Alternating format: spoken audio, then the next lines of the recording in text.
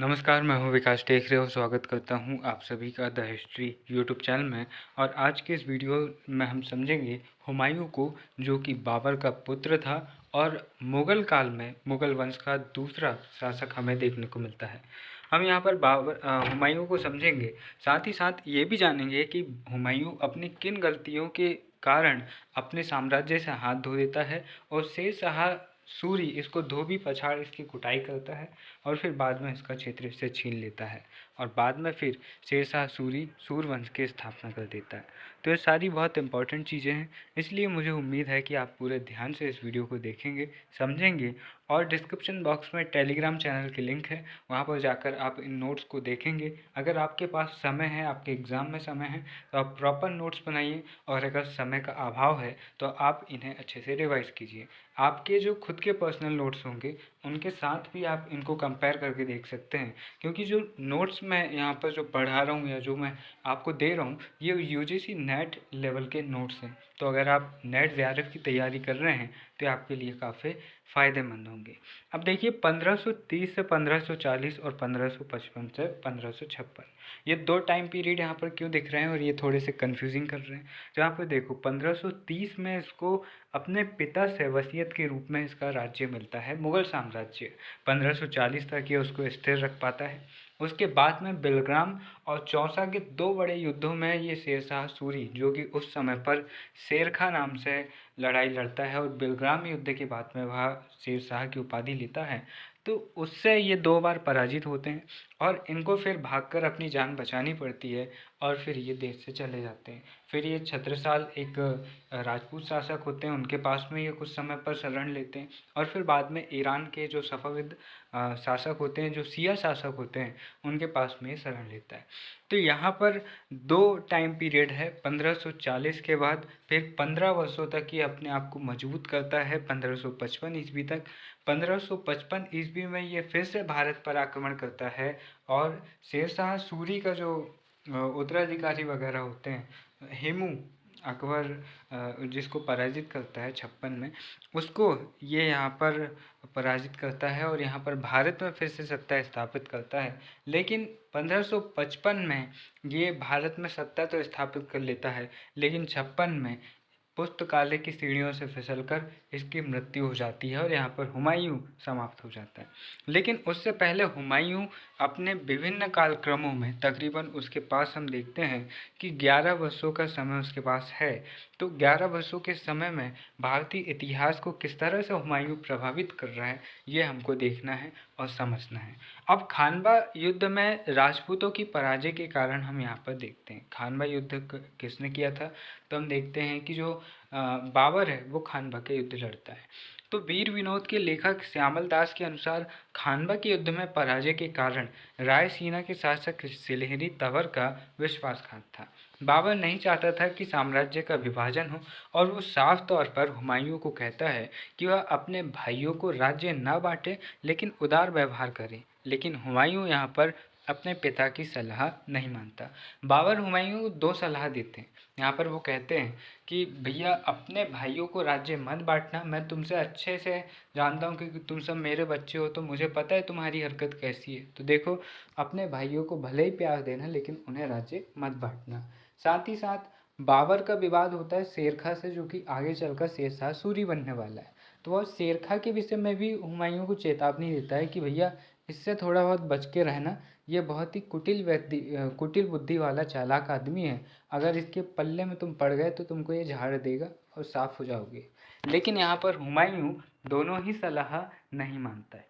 अब देखो, बाबर की मृत्यु तो वैसे हम कहते हैं कि 1530 में वह हुआ, उसकी मृत्यु हुई, शराब वगैरह से वह मरा। लेकिन कुछ जो धार्मिक ग्रंथ है या फिर जो कुछ मुस्लिम इतिहासकार हैं, विद्वान हैं, वो उसके पीछे एक अनलॉजिकल सा रीज़न देते हैं, उसको भी ध्यान रखना। तो उससे आपको ये चीज़ें रिलेट होने में कोई प्रॉब्लम नहीं जाएगी।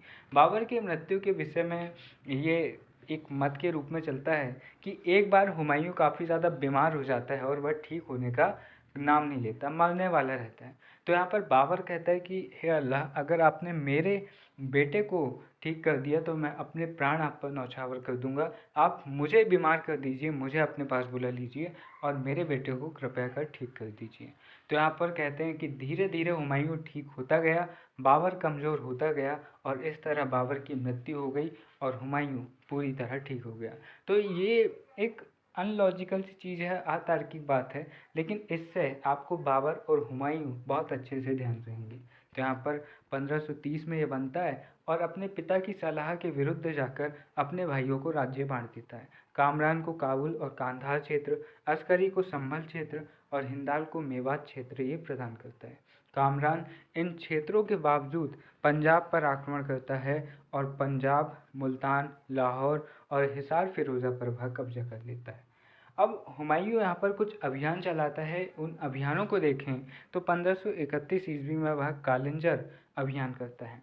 कालिंजर के शासक प्रताप रुद्रदेव को पराजित कर उससे वह अपनी अधीनता स्वीकार करवाता है। अब हुमायूं के सामने कुछ चुनौतियां थी। वे चुनौतियां क्या थी? तो वह चचेरे भाइयों का विद्रोह, जो उसके चचेरे भाई होते हैं वह विद्रोह कर देते हैं। जैसे चचेरे भाइयों में मोहम्मद सुल्तान, मोहम्मद जाबा के विद्रोह को वह दबाने का काम करता है। अब भाइयों के साथ विभाजन की चुनौती भी उसके सामने थी, क्योंकि भाइयों को उसने राज्य तो दे दिया था, लेकिन यहाँ पर उसके भाई ही उसके गले की हड्डी बन गए थे। उसके भाई चाहते थे कि भाई जितना बड़ा राजा, जितना बड़ा राज्य मिल सके, जितना ज़्यादा लूट सके उतना ज़्यादा लूट लो।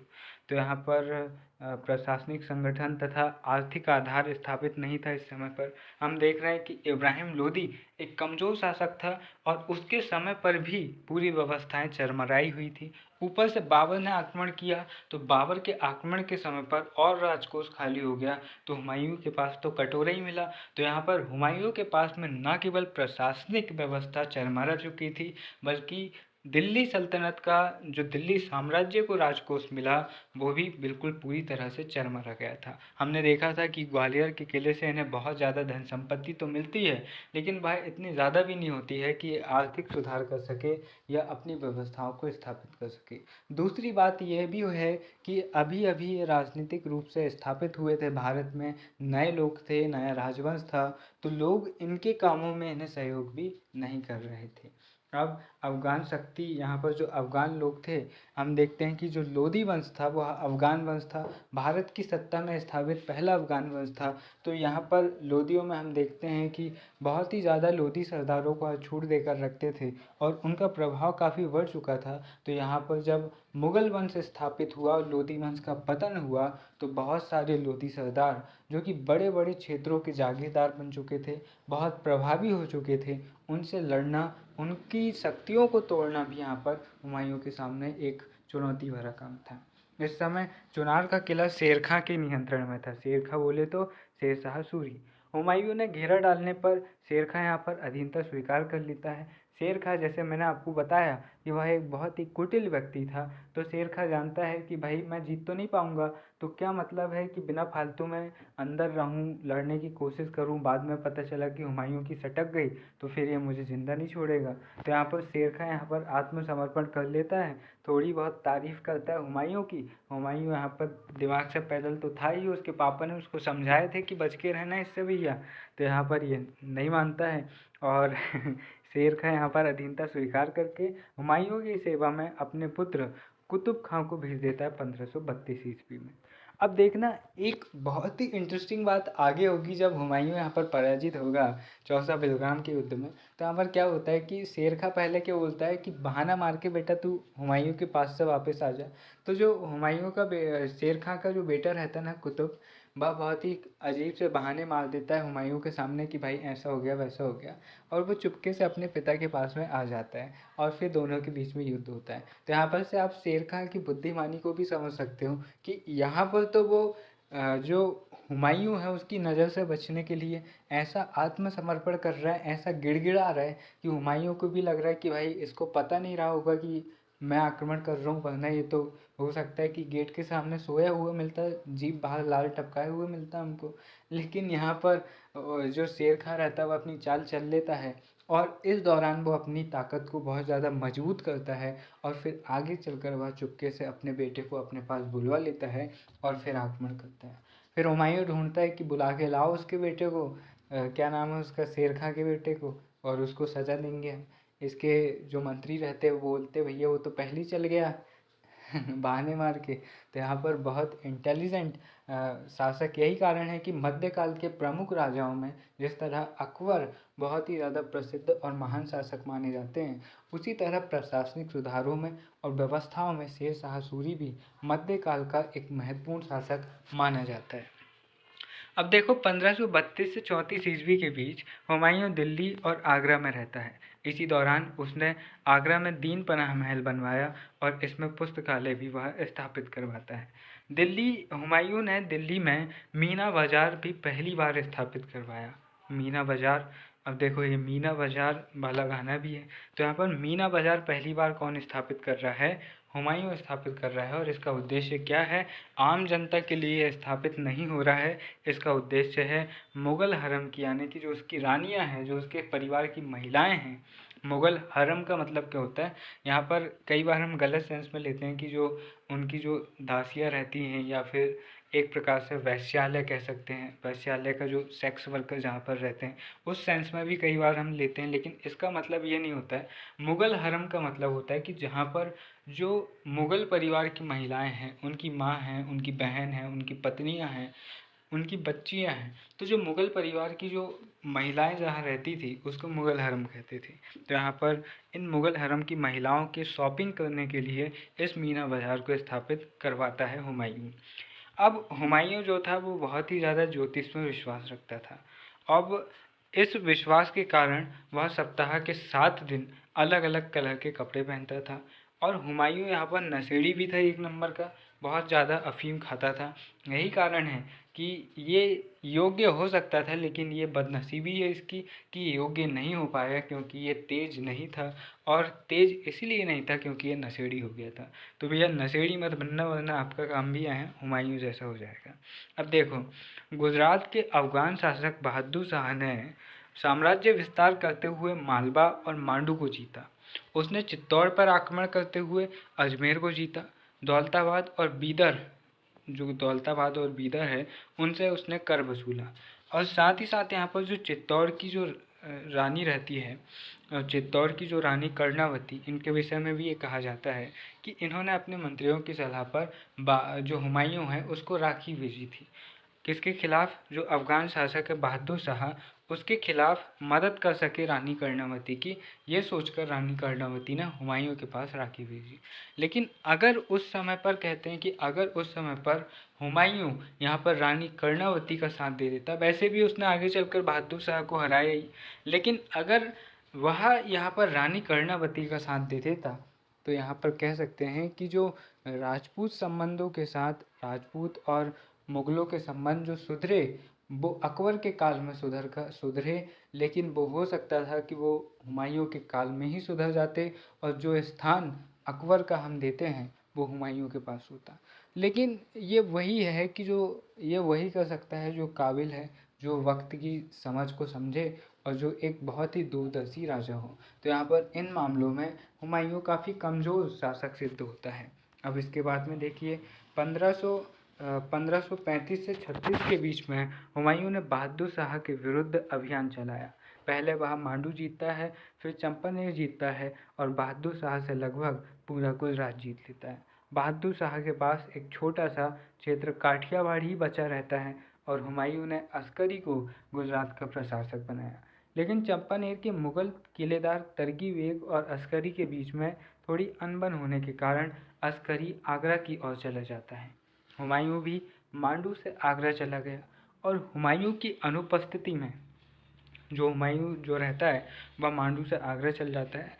और यहाँ पर क्या होता है कि जो अस्करी रहता है उसको तो यहाँ पर गवर्नर के रूप में गुजरात क्षेत्र में स्थापित करता है, लेकिन अस्करी चूँकि एक अयोग्य नेता था और उसका भाई था, इसलिए उसने इसको यहाँ पर स्थापित कर दिया था। लेकिन यहाँ पर अस्करी क्या रहता है, उसको थोड़ी सी उसकी तरकीब एक के साथ में अनबन होती है, तो वह अपने भैया को बताने के लिए रोते हुए चला जाता है।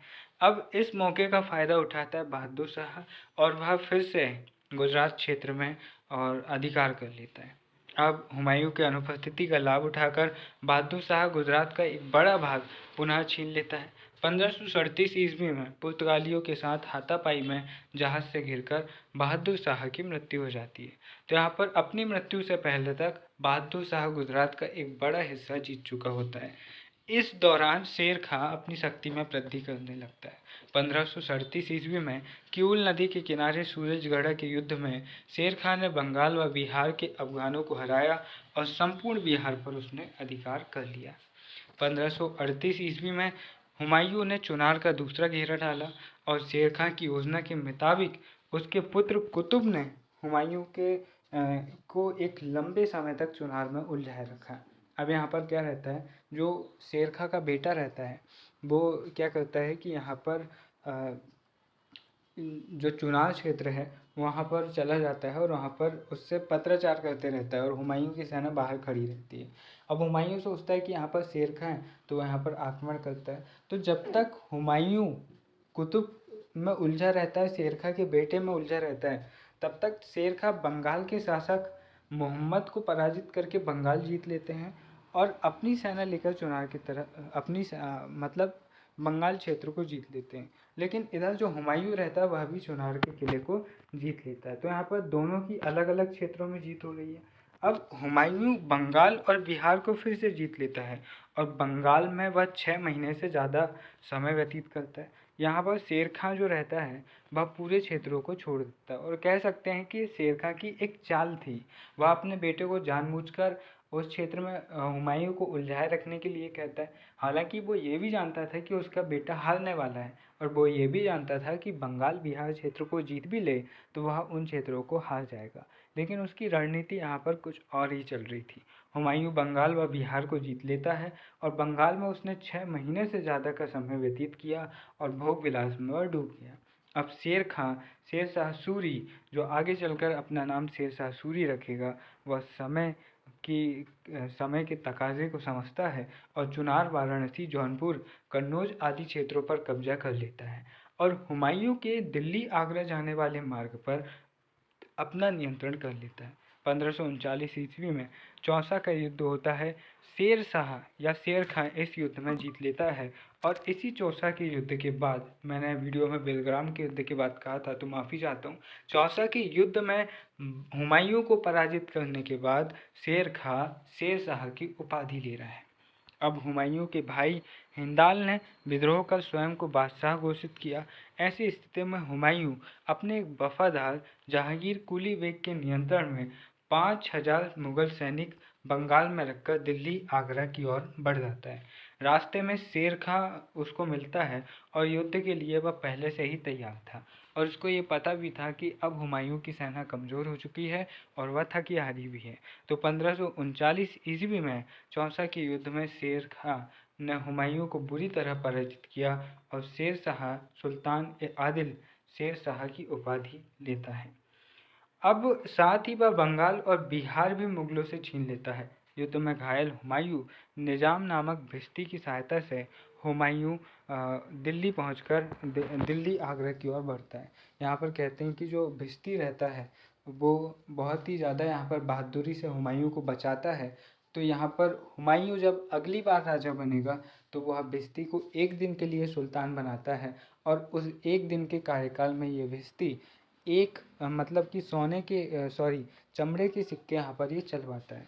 तो ये भी एक फैक्ट है, ये भी आपको ध्यान में रखना है कि जो निज़ाम भिस्ती है उसको हुमायूं एक दिन का सुल्तान बनाता है। तो भाई यहाँ पर अनिल कपूर को एक दिन का सीएम बनाने से पहले अमरीश पुरी की तरह हुमायूं उधर भी एक दिन का सीएम यानी कि एक दिन का सुल्तान बन चुके थे निज़ाम नामक भिस्ती को। और उस कार्यकाल में उसने क्या किया, उसने चमड़े का सिक्का चलवाया।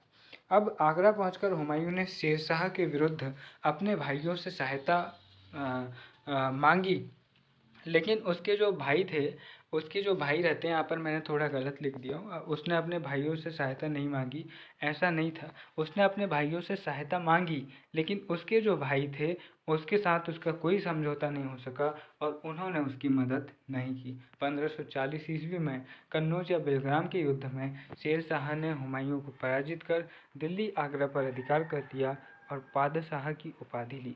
अब यहाँ ये ध्यान रखना कि दिल्ली के इतिहास में, दिल्ली सल्तनत के इतिहास में या फिर दिल्ली के पूरे इतिहास में ये पहला शासक है, मुगल शासक कह रहा हूँ, पहला शासक है जो पादशाह की उपाधि ले रहा है। अब इससे पहले हम ये भी देखते हैं कि बाबर भी ले रहा है, लेकिन ये इस तरह से लेता है कि भैया अब सर्वे सर्वा हम बन चुके हैं और अब हम यहाँ पर शासन करेंगे, और ये खलीफा वगैरह से इसको कोई मतलब नहीं है, उनसे कोई भी अनुमति या खिल्लत नहीं लेता है। अब इस युद्ध के साथ ही भारत में हुमायूं का राज्य कुछ काल के लिए समाप्त हो गया और हुमायूं को भारत से बाहर अमरकोट तथा ईरान में शरण यहाँ पर हुमायूं को लेनी पड़ी। तो इस तरह से हुमायूं का चैप्टर होता है क्लोज। अगले वीडियो में आप समझेंगे शेर शाह सूरी को, जो कि बादशाह की उपाधि ले रहा है। शेर खां से शेर शाह सूरी हो रहा है। अब हम शेर शाह सूरी को अगले वीडियो में समझेंगे। मुझे उम्मीद है ये वीडियो आपको समझ में आया होगा। अगर किसी भी प्रकार की कन्फ्यूज़न हो तो कमेंट बॉक्स आपके लिए खुला है। मिलते हैं अगले वीडियो में। नमस्कार, जय हिंद।